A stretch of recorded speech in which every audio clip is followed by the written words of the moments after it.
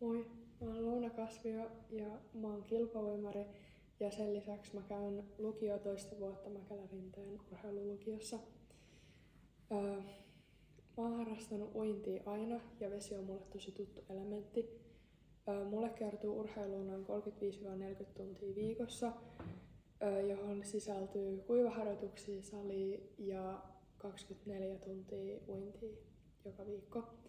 Mä oon tänä vuonna kisannut aika paljon ulkomailla ja mun suurin saavutus oli, kun mä tänä kesänä voitin nuorten EM-pronssia 400 metrin sekauinnissa.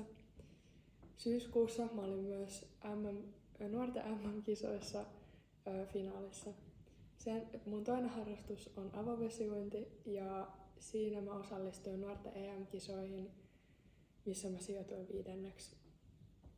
Mulla on myös Suomen ennätys ja nuorten Suomen ennätyksiä ja Suomen mestaruuksia mulla on jo useita kymmeniä.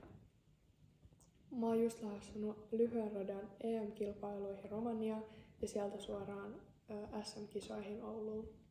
Mukavaa joulun aikaa kaikille!